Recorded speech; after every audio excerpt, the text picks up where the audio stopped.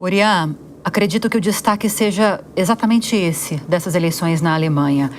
Mais do que a vitória do Partido Conservador e a derrota de Scholz, é essa ascensão da extrema-direita. De que forma isso vai mexer com a política alemã daqui para frente e com a configuração de forças regional, digamos assim, Europa, né?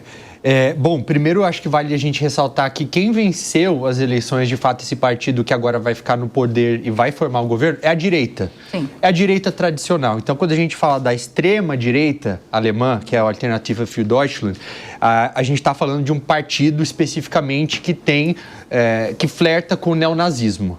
Que tem pessoas ali, como é o caso do Björn Höcke, que foi uma pessoa que em 2024 foi multado por usar frases como Alles für Deutschland, que era uma frase que significa tudo pela Alemanha, que era usada no nazismo. Então, a gente está falando dessas pessoas que agora são 20% do parlamento alemão. E por isso que é preocupante. É o momento dos partidos tradicionais entregarem. Isso porque, como o AfD tem crescido ao longo dos últimos anos, não apenas agora nas eleições nacionais, mas ali a gente viu também, ao longo das eleições regionais, também um crescimento bastante expressivo, né? Sendo muitas vezes o partido mais votado, na Turingia, por exemplo, isso obriga os partidos tradicionais a conseguirem formar uma coalizão que provavelmente vai ser feita com o partido do atual chanceler, do Olaf Scholz, que ficou em terceiro lugar nas eleições. E eles têm um desafio bastante grande agora, que é realizar algumas reformas, por exemplo, uma reforma constitucional para poder mudar ali aquele freio de gastos, que é o que tem impedido com que o país que o governo possa fazer investimento, então alavancar mais uma vez o crescimento. A Alemanha que já está com a economia estagnada faz alguns anos, então eles precisam, e daí vem a dificuldade agora, com visões um pouco diferentes de país e de planos futuros, entregar algo para a população para mostrar que, na verdade, a alternativa, entre aspas, são eles. É a política tradicional, que, apesar de tudo, acredito que não foi derrotado. Isso porque dá para a gente dizer que cerca de 80% dos eleitores votaram em partidos não extremistas, né? Até tem um partido de extrema esquerda, que é a Aliança Sarah Wagenknecht, que aparecia ali nas pesquisas com um pouco mais de 5% das intenções de votos, e assim poderia fazer sua entrada no parlamento, não alcançou. Então, não deve entrar lá, e é um momento de mobilização nacional da política tradicional em torno de pautas comuns para poder frear a extrema-direita. A gente tem visto um apoio nos últimos anos, Luciana, de Olaf Scholz, muito grande à Ucrânia. E agora começa a ascensão da direita. E com esse crescimento da extrema-direita, como bem explicou o Urian, pode haver algum tipo de mudança na configuração ou na forma de lidar com a guerra por parte da Alemanha? O que você espera? Eu acredito que não. Eu acho que o grande problema que a gente vê hoje lá do governo, essa tendência de direita é uma tendência mundial, seria a preocupação da própria formação. O partido teve ali a maioria, mas ele não, ou a maioria necessária para governar. A grande preocupação que ele tem que ter agora é com a base, e a partir daí ele vai conseguir traçar os direcionamentos para poder lidar com a questão da guerra da Ucrânia, porque é fato, quando você analisa a guerra da Ucrânia, você verifica que no mundo inteiro os países acabaram sofrendo, especialmente o pessoal da agricultura com os commodities. O Brasil foi diretamente impactado.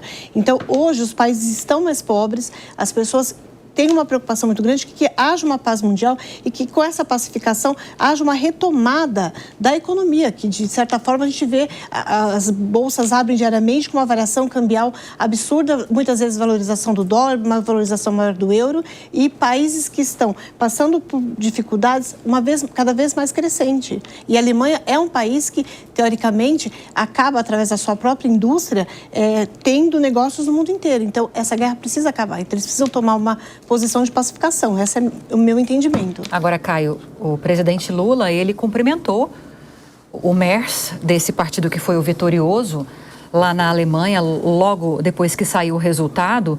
Não sei se talvez o Urian tenha mais elementos para trazer isso para a gente, mas eu sei que você acompanha também essas notícias internacionais. Não sei se isso muda alguma coisa na relação com o Brasil, se pode fazer alguma diferença para o comércio aqui do Brasil com a Alemanha? Você acha que pode ter algum tipo de impacto, alguma mudança, pelo menos? Eu acho que nenhuma. O Lula não tem um potencial de, pelo menos, parabenizar um presidente eleito e criar um desconforto, enfim, seja ele qual fosse. Eu acho que o que está acontecendo na Alemanha e o que está acontecendo no mundo, na verdade, é uma frustração da população com partidos que tendem a ser mais populistas e adotam políticas mais populistas no sentido de promoção de algumas políticas públicas que descontrolam a inflação, acabam sobrecarregando o bolso do contribuinte. E aí eles acham afago, acham guarida em discursos mais nacionalistas, discursos mais conservadores. São discursos mais pró-mercados, reformistas. Então, eu entendo que o que está acontecendo, talvez, é um reflexo da população. Porque quando a gente fala de resultado de eleição, reflexo da população. Alguém votou. Uma maioria votou para eleger. Então, se a maioria votou para um determinado espectro político, nós precisamos entender que aquela população local começou a ter uma mudança, seja ela por qual for. A Alemanha, especialmente, a gente tem sim o descontrole inflacionário. A gente tem uma política imigratória que aumentou a violência interna. Então, você acaba mudando na cultura de um país a partir de decisões políticas mal tomadas. E a população responde por isso como respondeu nas urnas agora. Então, eu acho que é uma tendência mundial. Talvez o enfraquecimento de partidos social-democratas, ele tem acontecido. Aqui no Brasil, por exemplo, mesmo o próprio PSDB está correndo risco de extinção. Então, eu acho que esse movimento que está acontecendo lá, ele é uma representação da população, ele precisa ser olhado, porque, de certa forma, está mandando um recado para o mundo. Olha, nós não queremos, nós queremos uma proteção da nossa cultura, nós queremos uma proteção do nosso povo, nós não queremos sobrecarga de tarifas, né? E, quem sabe agora, os políticos começam a olhar para isso e propor novas mudanças dentro das suas próprias, dos seus próprios partidos. Porque eu acho que, no final das contas, direita, esquerda, centro, tirando os extremos, evidentemente, todo mundo quer ajudar. Todo mundo quer ajudar, de maneira diferente. Cada um tem um entendimento, né? Cada um tem um entendimento. Uns vão gerar sucesso, outros vão gerar prejuízo. Então, quem está gerando prejuízo está recebendo o recado da população e precisa começar a mudar suas condutas para gerar sucesso. E eu acho que justamente nesse ponto, concordando com o que o Caio trouxe, porque isso é um case que tem que ser analisado pelo Brasil, justamente, porque nós estamos vendo essa tendência mundial. Foi o que aconteceu nos Estados Unidos, nós tínhamos o Biden, de repente nós voltamos para um Trump, que foi muito criticado e ele voltou com uma eleição expressiva. E o que é muito forte para a gente destacar aqui é que essas eleições da Alemanha, nós tivemos 83% das pessoas votando. E as eleições na Alemanha não são obrigatórias. Então, esse é um ponto que tem que ser destacado, porque as pessoas, de fato, foram votar. Então, assim, elas de fato estavam incomodadas com o governo. Por quê? O que estava acontecendo ali que levou uma parte massiva da população a ir lá votar, colocar o seu voto na urna para dizer, estou incomodado com o governo, não estou feliz. Pode falar. E essa, não, é porque essa reflexão sua, ela é, assim, necessária e essencial, porque, ela permite com que a gente olhe para o passado e olhe para o futuro. Então, a gente olhando para o passado, a gente acaba de enxergar um Milei. Sim. Que pegou um país com condições semelhantes, né? Claro, em políticas imigratórias não, mas em termos econômicos sim. E a população foi às urnas e pediu uma mudança. E o que está acontecendo aqui no Brasil é semelhante. Então, a gente está com uma inflação descontrolada, que mexe muito na base do governo, que são as pessoas mais pobres que acabam sentindo isso, né? E pode acontecer exatamente a mesma coisa. Exato. A população ir buscar essa mudança e uma ideologia diferente. Exato. E as recentes pesquisas que foram feitas, inclusive a própria Jovem Pan divulgou diversas delas, o não mais populismo, né? Na verdade, a descredibilidade que o governo está tendo, o próprio governo Lula. Então, assim, algo está acontecendo, é um fenômeno de fato mundial e que nós temos que pegar de case para analisar e entender o que está acontecendo, para a gente não passar por isso e tentar entender o que está acontecendo aqui. Não digo não passar por isso, porque seria ruim ou bom. Tem que respeitar entender o que é bom, entender o que é ruim, para trazer o melhor para o nosso país. A gente tem que entender o que nós queremos e quais são as melhores medidas para a gente seguir daqui para frente. Vou adicionar alguns elementos aqui. Por favor, não esqueça da minha dúvida, que eu perguntei para o do Brasil. Exato, se pode mudar alguma coisa. Tá, eu acho que a gente não pode subestimar o papel do novo chanceler alemão em alguns aspectos importantes. Então, em questão à guerra na Ucrânia, eu acho que é importante sim, porque o Olaf Scholz ele estava bem tímido em relação à ajuda à Ucrânia e então até mesmo, lembro quando houve aquela reunião organizada às pressas pelo Macron, porque a Europa não foi convidada para participar ali das conversas da Rússia com os Estados Unidos na Arábia Saudita. O Macron organizou essa reunião, aí discutiram o envio de tropas de manutenção da paz europeias para lá. Qual que foi a reação do Olaf Scholz da Alemanha naquele momento sobre esse assunto? Ele falou que era cedo demais, que era assustador falar sobre isso. E ele falou isso porque era ali um momento de campanha. Mas o chanceler alemão, o novo, ele é um pouco mais aberto a isso. Ele é mais aberto a enviar outros armamentos para a Alemanha, que até então não eram enviados, como é o caso dos Tauros, né? Então, isso pode haver uma mudança nesse sentido em um momento no qual a Europa precisa rever toda a sua questão de segurança. Então, não tem uma voz hoje forte dentro da Europa e pode ser que ele seja essa voz. Em relação ao Brasil, a gente não pode esquecer também que tem a questão do acordo Mercosul-União Europeia. Boa lembrança. O Friedrich Merz, ele tem também ali uma característica bastante transatlântica dele. Ele gosta de um liberalismo econômico mais tradicional. Então, pode ser que ele e o Lula agora encontrem aí um common ground, né, um terreno comum para negociar algum tipo de acordo em um momento no qual o Trump também vira as costas para a Europa. O Trump ameaçou agora recentemente 25% de tarifas para a Europa. Então, isso abre espaço também para o Brasil, para o Mercosul, estar mais presente nessa região. Então, por mais que haja uma diferença ideológica, Lula de esquerda, Merz de direita, o Lula se deu... Quando a questão é economia, não tem ideologia. Estamos falando de economia. E o Lula se deu bem com o George Bush, por exemplo. Não que tenha sido economia, amigos à parte. Mas eu acho que é uma oportunidade para todo mundo, de sair ganhando de alguma maneira. Então, mas vai aí, eu acho que da sensatez do presidente Lula, esperamos que tenha de buscar que esse acordo vá para frente a partir de agora. Esse cumprimento já é um sinal, né? Embora sejam de ideologias diferentes, ele não faria um aceno desse do nada. Eu acho que ele tem essa compreensão também, ou pelo menos a equipe tenha passado para ele essa compreensão. E deveria aproveitar o momento também, tomara que tenha alguém do governo me assistindo agora, para buscar um acordo também com o Reino Unido, porque o Reino Unido não está mais na União Europeia, mas é uma oportunidade ali, que tem um governo mais centro-esquerda agora no poder, do Keir Starmer, que estava em Washington essa semana também, para fazer um acordo de livre comércio com o Brasil, aproveitando que o Javier Milei também, ele é a favor disso.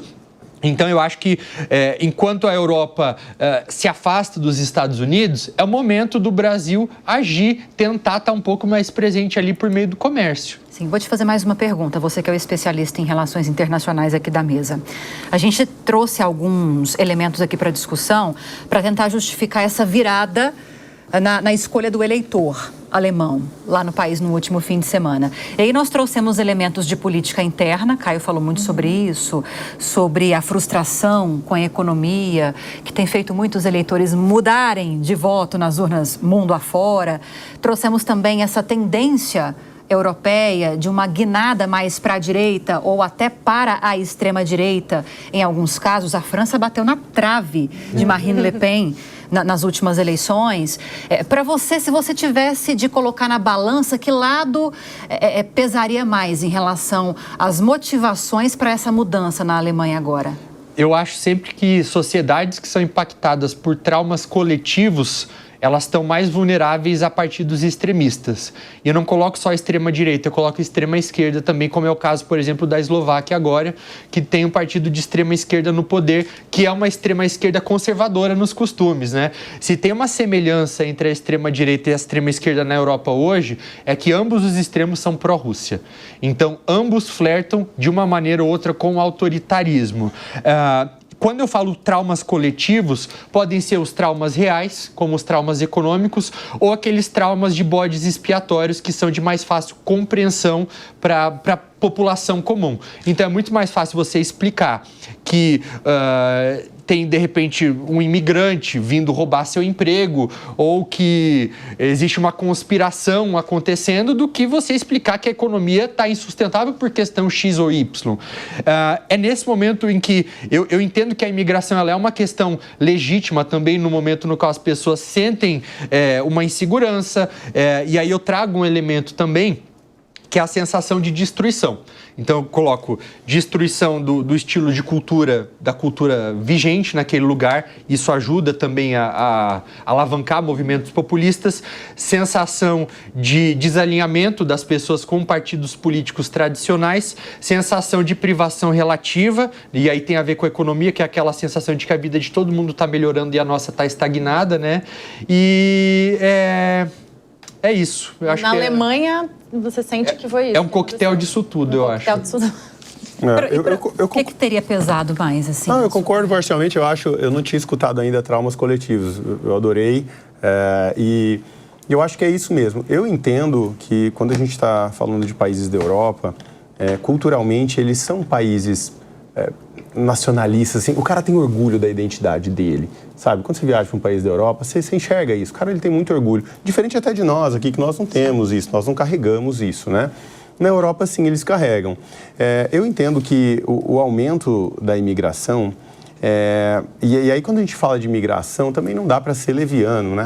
Imigração não é assim. Aumento daquela imigração que aconteceu desenfreada, sem controle, né? Que trouxeram criminosos, sem passar pelos devidos processos legais. Então, a gente não dá para criminalizar a imigração.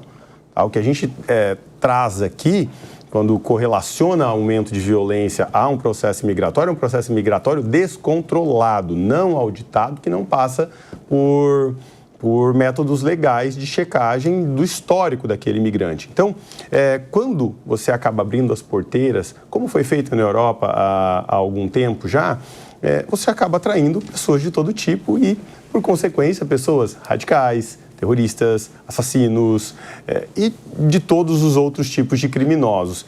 E isso sim, a população começa a sentir na pele. Então não é difícil hoje você abrir o teu Instagram, por exemplo, e ver um roubo lá na Europa de um cara que força a porta, entra, bate numa senhorinha, pega as coisas que eles não passavam antes. Então isso eu acho que acaba trazendo ali um senso de arrependimento, um senso de erro e fazendo com que essas pessoas tendem a mudar, buscar uma mudança. E essa mudança ela pode ser evidentemente dentro do padrão ideológico. Esse cara me decepcionou, o que ele fez aqui não está sendo bom, eu não estou colhendo os bons frutos disso, né? Eu entendo que isso talvez possa ser o mais relevante. Mas, claro, como acontece aqui no Brasil também, o aumento da inflação mexe com todo mundo, gente. Quando mexe no bolso, né? Cara, acabou, você mexeu no bolso. Quando mexe no ovo. Gente, no ovo, eu fico chateada. Eu que não como carne, quando mexe no meu ovo. No café. Olha, isso vai ser tirado de contexto, cuidado. Obrigada por me avisar. Eu fico chateada, tá, gente? E é assim que a gente sente, né? Quando a gente sente a economia mexendo diretamente na sacola do mercado e a população em geral sente isso, é aí que a população começa a ficar revoltada com o governo de fato, né? Enquanto tem a alta do dólar e a população mais humilde não está sentindo o problema do dólar na pele, e aí ela começa a sentir, de repente, aí começa a impopularidade do governo, né? E aí começam vários fatores, que é o que nós estamos passando hoje no Brasil. E as recentes pesquisas dizem isso, né? Agora, em termos de possíveis alianças na formação desse novo governo na Alemanha, vou te ouvir o que você espera, mas depois eu quero ouvir o nosso especialista. Porque o que nós temos visto até agora é que não há uma disposição do Merz da direita de se unir à extrema-direita. Mas uma coisa é não ter a disposição e outra coisa é a facilidade de ganhar governabilidade. Primeiro você, Luciana, depois quero te... Eu volto de novo naquela questão do que, para governar, ele vai ter que fazer alianças. E ao fazer essas alianças é onde ele vai conseguir colocar os projetos dele em tese, em prática. Uma coisa que me chama muita atenção, que vocês estavam falando muito, é a questão migratória. Hoje, na Europa, a gente vê um aumento da violência, a gente vê um aumento cada vez mais de um problema social. Por quê? Porque as pessoas você tem uma migração predatória, que é aquela migração ilegal, as pessoas acabam entrando no país, nesse meio vão pessoas não de boa índole, vira um problema social porque eles não têm condições de trabalho, ao não ter condições de trabalho, eles vão para o trabalho submundo ali, acaba aumentando a criminalidade e isso incomoda. Então, quando a gente vê os alemães tendo uma postura não legal em relação à migração, esse problema pode muito em breve impactar aqui, inclusive o Brasil, porque hoje a gente vê aviões chegando com 150 pessoas vindo de refugiados, acabam entrando no país, não falam o idioma, não tem documentação, não tem condições de trabalho e nós temos uma inflação alta, nós temos um déficit absurdo de postos de trabalho, nós temos uma população que nem todo mundo está preparado para o mercado de trabalho de acordo com as inovações atuais e isso pode nos trazer problema futuramente déficit também. Habitacional crescente, nós temos déficit previdenciário crescente, ou seja, o Brasil está num cenário extremamente complexo já para o brasileiro, né? E calcula então para aquele imigrante que vem de maneira irregular. Isso é um problema mundial isso, né? Precisa, não digo endurecer, precisa restabelecer as regras imigratórias.